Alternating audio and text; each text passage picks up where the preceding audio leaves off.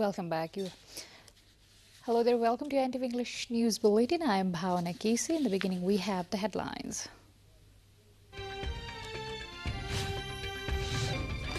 Supreme Court hearing on the writ petition filed demanding authentication of citizenship bill being held today. Office of the President named as defendant.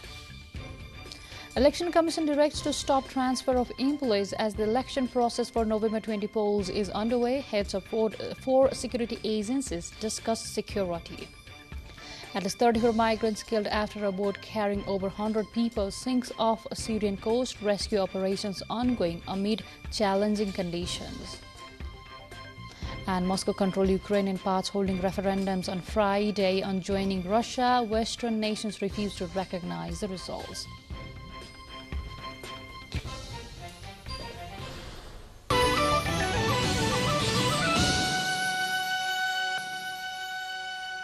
Welcome back. Now we have the news in details.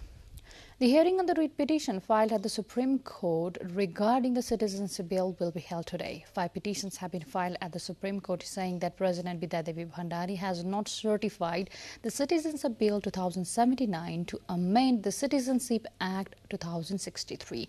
It is mentioned in the writ that the President's move of rejecting the bill for the second time has violated the Article 113, Sub-Article 4 of the Constitution of Nepal. In case of Citizenship Bill, Advocate Sunil Ranjan Singh, Sagar Baral and 5 other people filed separate writs.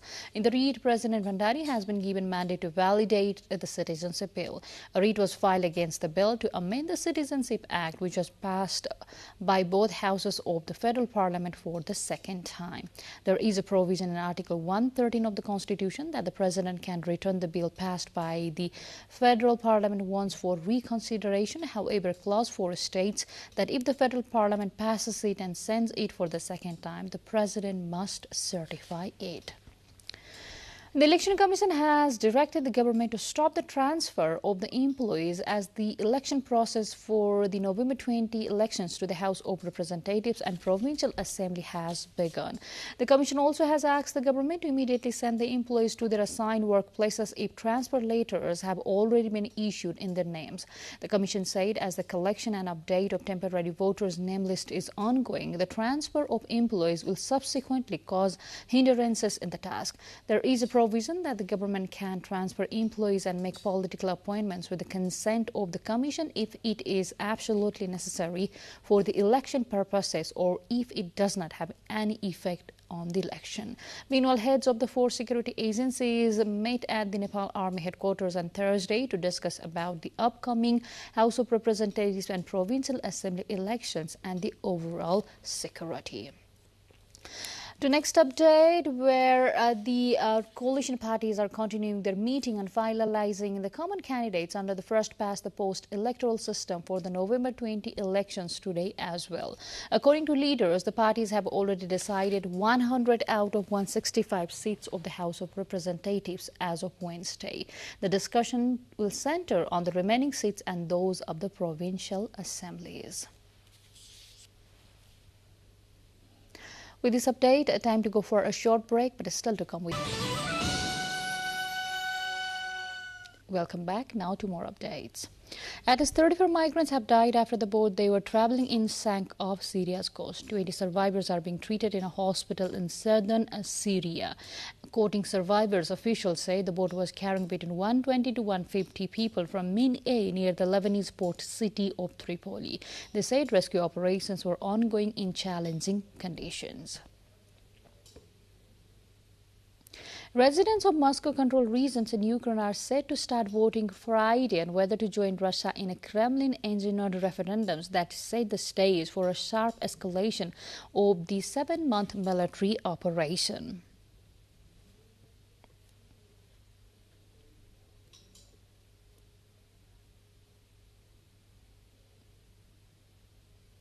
The hastily called votes in 4 territories of Ukraine's east and south comes as President Vladimir Putin dramatically upped the ante by declaring a partial mobilization and declaring his readiness to use nuclear weapons to fend off attacks on the Russian territory. In an abrupt announcement earlier this week, authorities in Luhansk and the Donetsk region that make up Ukraine's eastern industrial heartland of Donbass and Moscow-backed officials in the southern Kherson and Zaporizhia regions called votes on joining Russia.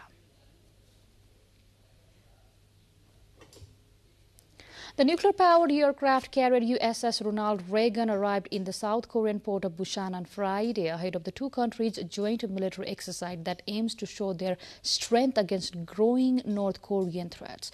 The joint drills will be the first involving a U.S. aircraft carrier in the region since 2017, when the U.S. sent 3 aircraft carriers, including the Reagan, for naval drills with South Korea in response to North Korean nuclear missile tests. The allies this year have revived their large-scale military drills that were downsized or shelved in previous years to support diplomacy with Pyongyang or because of COVID-19, responding to North Korea's resumption of major weapons testing and increasing threats of nuclear conflicts with Seoul and Washington. With this update, time to go for a short break, but still to come we have.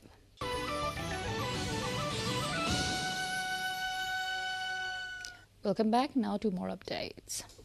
Bangladesh's economy is under severe strain as fuel price hikes amplify public frustrations over rising costs for food and other necessities. Millions of low-income Bangladeshis are struggling to find affordable daily essentials like rice, lentils and onions. Fierce opposition criticism and a small street protest have erupted in recent weeks, adding pressure on Prime Minister Sheikh Hasina's government, which has sought help from the International Monetary Fund to safeguard the country's finances. The government raised fuel prices by 50% last month to counter soaring costs due to the high oil prices. Hurricane Fiona is expected to last through Bermuda's north and northwestern part as a Category 4 storm early Friday. On Thursday, residents of the island were busy with the last-time preparations for the impact of Fiona. The Weather Service warned that Fiona will generate large swells and is expected to create dangerous and life-threatening conditions along the east coast of Bahamas and Bermuda. Fiona will reach Bermuda after causing catastrophic damage to Puerto Rico, knocking out power and water to millions. Two more updates, but before that, let's have what we have coming up next.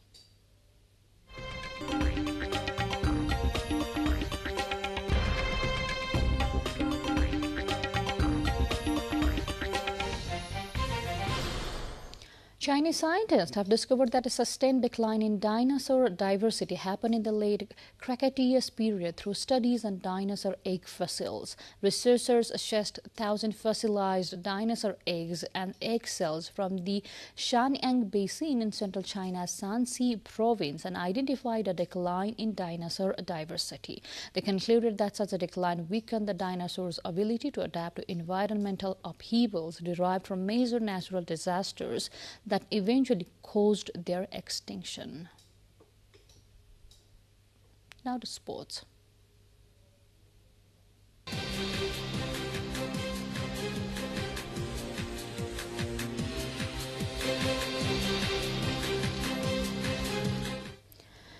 British top seed Dan Evans cruised to a 6-4 win over Japan's Taro Daniel to reach the San Diego Open quarterfinals on Thursday. Evans, ranked number 25, will face Frenchman Constant Lestienne in the last 8.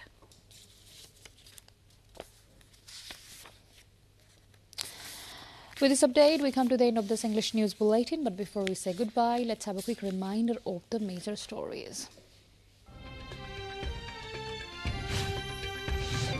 Supreme Court hearing on a writ filed demanding authentication of citizenship bill, Office of the President named as a defendant. Election Commission directs to stop transfer of employees as the election process for the November 20 polls is underway. Heads of 4 security agencies discuss election security. At least 34 migrants killed after a boat carrying over 100 people sinks off Syrian coast. Rescue operations ongoing amid challenging conditions. And Moscow controlled Ukrainian parts holding referendums on joining Russia today. Western nations refuse to recognize the results.